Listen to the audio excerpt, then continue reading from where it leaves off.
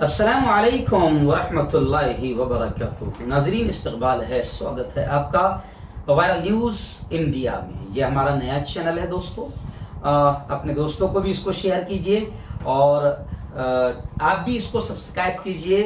Bell icon घंटी के button को दबा दीजिए और घंटी दबाने के बाद में जो 3 ऑप्शन आएंगे उसमें ऑल का ऑप्शन आप दबा दीजिए। इस नए चैनल पर हम कुछ अहम मुद्दे डालते हैं जो वायरल न्यूज़ लाइव पर नहीं आ रहे, क्योंकि वायरल न्यूज़ लाइव पर ज़्यादा खबरें हो जा रही है। इसलिए कुछ अहम मुद्दे आपको वायरल न्यूज़ इंडिया पर, इस चैनल पर जिसको आप सुन रहे हैं, वहां पर देखने मिलेंगे। इसलिए आप इसको भी आप सब्सक्राइब कर लीजिए, बेल आइकॉन घंटी के बटन को दबा दीजिए।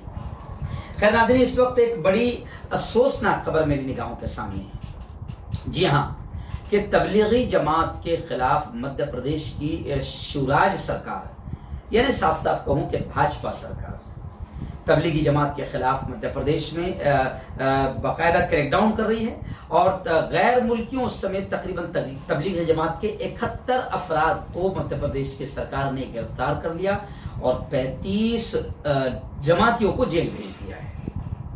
आपको हम जानते हैं, गुज़िश्ता कल भी मैंने स्पेशल न्यूज आपको बताया था कि हजरत मौलाना अरशद मदनी ने आतंकवादी मीडिया के मुंह पर भी तमाचा मारा, हुकूमत के मुंह पर भी तमाचा मारा कि जिस तरीके से आतंकवादी मीडिया कोरोना की नाकामी, जो यहाँ पर हुकूमत की थी नाकामी को छुपाने के लिए हुकूमत की जो गोदी मीडिया है वो पूरी तरीके से तबलीगी जमात को टारगेट करते हुए, मरकज निजामुद्दीन या हजरत मोहम्मद शाह साहब को टारगेट करते हुए वो मुसलमानों के सर इसको डालना चाह रही थी ताकि हिंदू और मुसलमान का मामला इसमें लग जाए।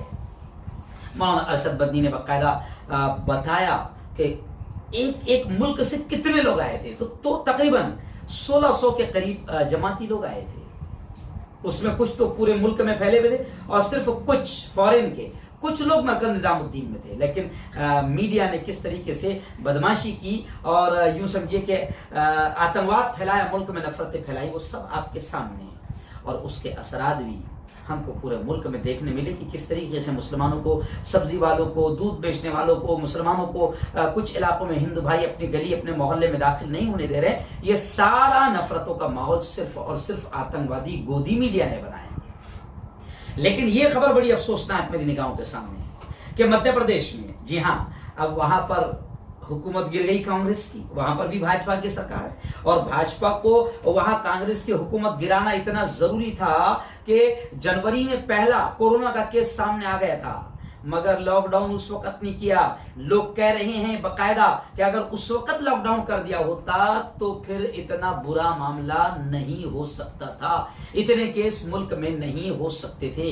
लेकिन शिवराज सिंह की हुकूमत बनाना जरूरी था, कांग्रेस की हुकूमत मध्य प्रदेश में गिराना जरूरी था। ट्रम्प अपने दोस्त को अमेरिका से लाए थे, उनका प्रोग्राम करके अपना शक्ति प्रदर्शन उनको दिखाना जरूरी था। नतीजा क्या निकला कि अहमदाबाद हॉट स्पॉट बन गया, हजारों की तादाद में वहां पर अब कोरोना के मरीज फैल गए हैं। तो ये सब जरूरी था।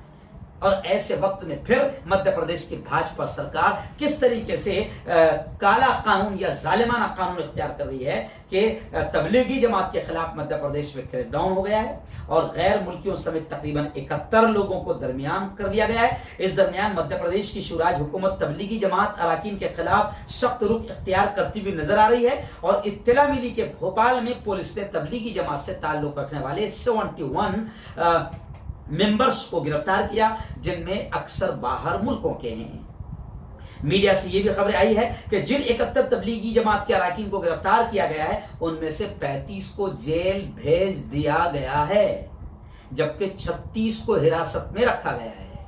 अब सवाल ये उठ रहे हैं कि योगी आदित्यनाथ ने अयोध्या में जमा किया था, उसमें से कितनों को जेल भेजा गया?